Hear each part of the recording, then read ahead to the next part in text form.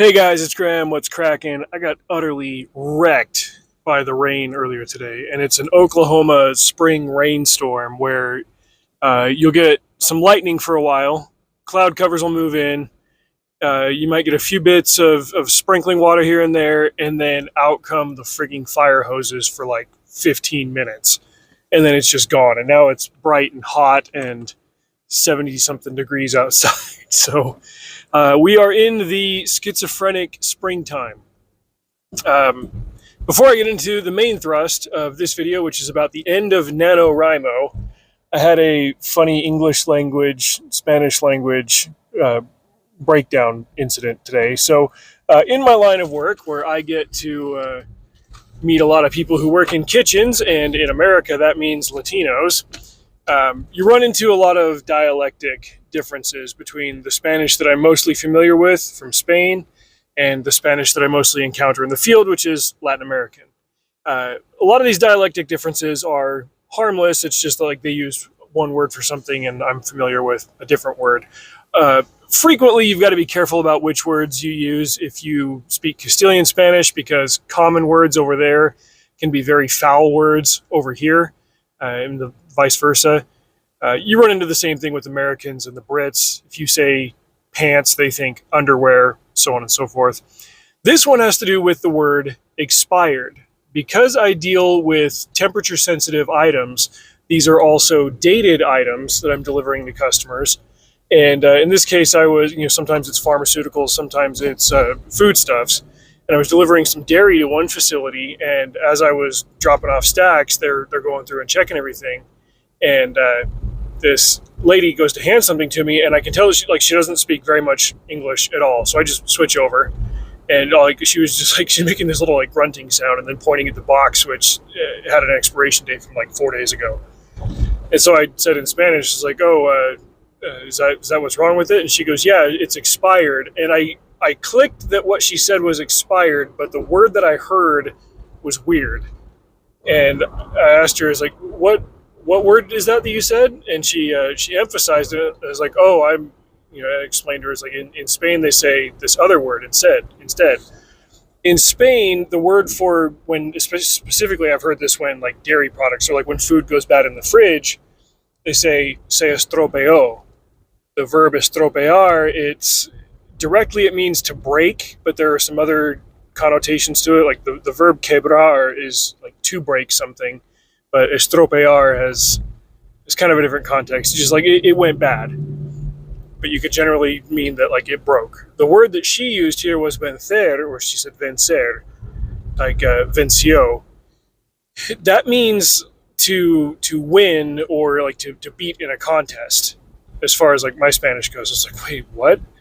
And I started thinking about it, and it's funny how one side would have this dramatic way of saying that the dairy went bad, and then the other side has this even more dramatic. The Spaniards are we broke this cheese. This cheese is broken. And here come the Mexicans. It's broken? No, this cheese is defeated. Anyway, these are adventures in bilingualism. Now that I got that out of my system, let's talk about NaNoWriMo. For the uninitiated, NaNoWriMo is it's not an acronym. It's a portmanteau of prefixes. It stands for National Novel Writing Month. It was officially established in 1999. I didn't first hear about it until 2006.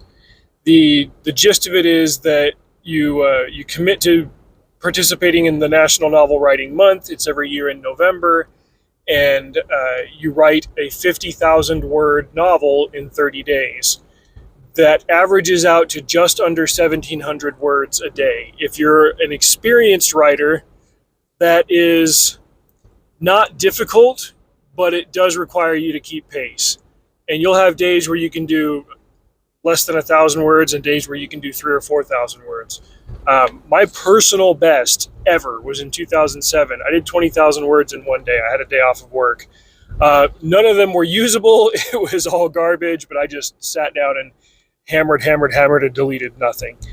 Oftentimes, you'll end up with books of that quality, but there are other people that use it in a competitive way, And you can have friends and you can be accountable. You can check your stats like, oh, how close are you to your goal? How well did your friends do today? And there's a camaraderie aspect to it that I found enjoyable. I participated in NaNoWriMo for it was less than 10 years. I remember I did it every year until 2014.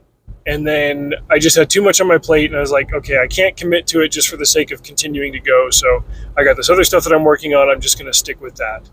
But until that came along, every year it was like, oh, I got this book that I want to work on, and I'll use NaNoWriMo to do it. So why is NaNoWriMo ending? It's like, well, like anything that's got a website attached to it, there are maintenance costs and upkeep and stuff. And if you get to where there are forums involved, then you got to have moderators, and that means people either have to volunteer or they got to be compensated. I don't know if it had 501c3 status or something, but they had a portal on the website where you could donate, $5 or something, and there were a lot of active users, so there were server costs. So all of that is to say that the more that it grew, the more money that it needed, and the more man hours it needed to keep going. But that's only part of the equation. I think that ultimately what's really going to have done it in is that NaNoWriMo became kind of a casualty of the culture war. Well, maybe it's not fair to say that ultimately did it in, but because it happened during the culture war, that definitely didn't do it any favors. Any large entity that has to do with the popular writing space online and the publishing space in general was invariably dragged into the culture war, and the people that, in fairness, did show up to do the volunteering or provide the underpaid man hours to maintain it were on one particular side of the culture war. And when that happens, the thing that you have established is no longer principally about the thing that it was established to do. It became less about a NaNoWriMo writing a novel in a month, and more about NaNoWriMo stands with pride flags, or NaNoWriMo stands with Palestine, or whatever. That immediately plants a division between the user base, especially when you start saying, well, if you believe this or you think that, you can't participate in this. And I'm not saying that was the official stance of anybody who was working behind the scenes to keep NaNoWriMo operating, but it popped up a lot in the forums, and especially in the internet spaces around it, where they're saying, well, this is supposed to be an inclusive space, so you can't be here if you think that. And okay, we're doing this. People lost interest in it as the costs went up. They ended up, I think I saw in the article in Writer Dojo, over the course of the last 5 years, they've had a deficit for about 3 of them. So that wasn't helping them at all on the monetary side. But then there were other issues that they got dragged into, including one where a moderator on their forum, I guess they've had live events across the country here and there, meetups and such. A moderator was luring a minor into adult spaces. I don't know all of the details, and I'm not saying that this is something that is unique to the blue side of the culture war. Bad actors pop up everywhere doing crap like this, but it smears the institution at large when the institution was used as a mechanism by the bad actor to facilitate that behavior. So what does all of this mean? Well, ultimately, if you're like me and you haven't participated in NaNoWriMo for 10 years and you don't care, nothing. I'm writing regardless of it, but there was a time when it was really important to me as a less experienced writer. I got to enjoy, not just the social aspect of it, but the motivating aspect of it that helped me. And I'm sure there were a ton of other writers that had a similar experience where, if they reached that goal, they got to the end and they thought, okay, I've got a hot mess of a manuscript, but editing is a lot easier than getting the words down to begin with. And, I can really do this. It's a big confidence boost. I mean, it's quite literally like finishing your first 5K or your first mud run or a half marathon or something that's difficult to those who haven't done it before. Getting to that finish line, they learn that they can. It wouldn't surprise me if there was some similar institution, community group, whatever that does an activity like this. And since it's been around for so long, 2.5 decades, the word NaNoWriMo is pretty well known to the indie writing community and the amateur writing community, whatever label you want to put on that. When you say it, people know what you're talking about. And I assume that it's going to remain part of the vernacular for a long time to come. And who knows if there's going to be some angel investor that comes in and says, hey, we want to rebrand, we're under new ownership, we're under new management or whatever. I don't know. I'm not tap dancing on its grave. I'm just not surprised that it got here, especially as we're in the aftermath of the culture war. Yes, there are still pockets where the skirmishes are going on. There's some culture war Hiro Onoda hiding out in the culture war Philippines for the next culture war 30 years. But by and large, it's on the outs. I think people are fed up with it. You're going to get the diehards that'll keep going for a while, but more and more people just they want to consume good stuff. They want to make good stuff, and they're tired of getting screamed at by one side saying include, and the other side saying woke. I personally know I am. We're going to forge on without it. My conclusion on all of this is that any organization or institution that gets established for one purpose, it needs to be run by people that continue to have an eye to that purpose, and there needs to be some incentive behind it. And more often than not, that incentive is going to have to be something other than monetary, because once money comes into the question, a whole bunch of other influencing factors will decide who gets to run it and maintain it and declare its mission and say, this is what we're about, this is what we're doing. I'm reminded of a news article that I read several years ago about this growing fad amongst retired men where they get together and they have breakfast at a diner or something, and it was almost organized but not quite. But there was a name for it, an acronym called Romeo, and it stood for double entendre here, really old men eating out. And it was just like, hey, we do this, we're doing a Romeo thing. A whole bunch of us are going to go grab breakfast at Denny's or something on Saturday. You want to come?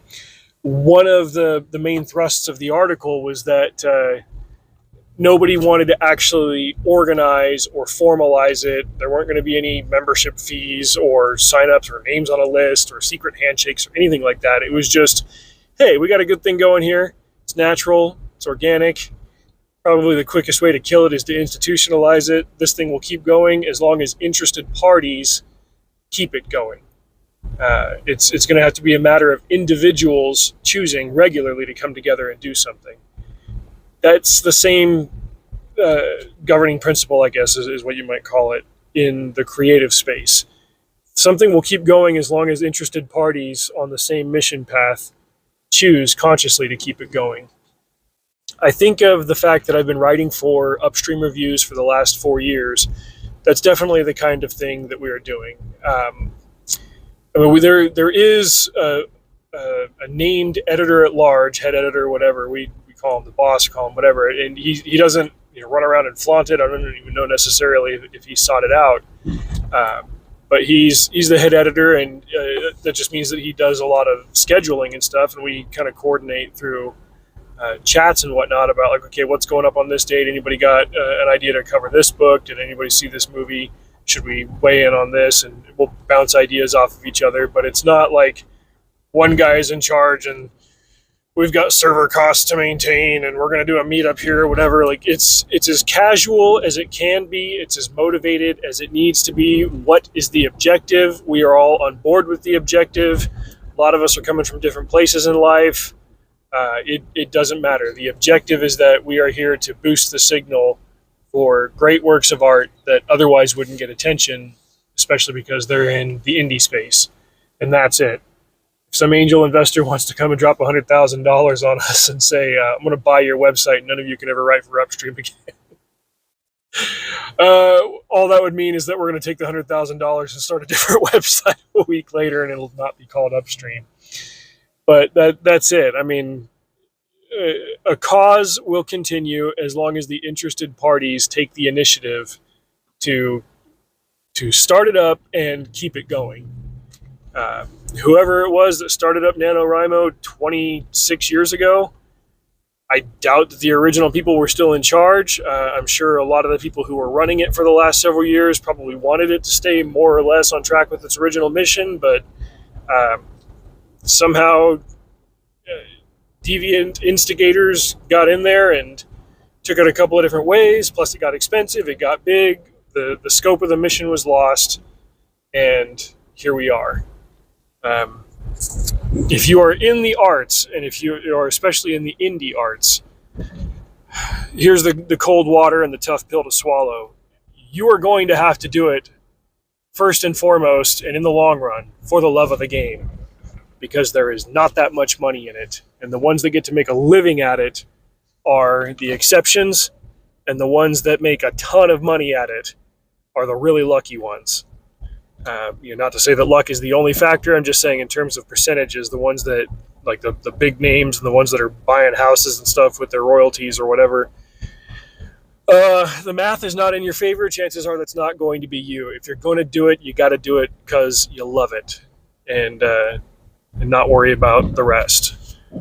Anyway, those are my wandering thoughts on art and NaNoWriMo and all that crap. Let me know what you think about any of this in the comments below. Drive safe. See you out there.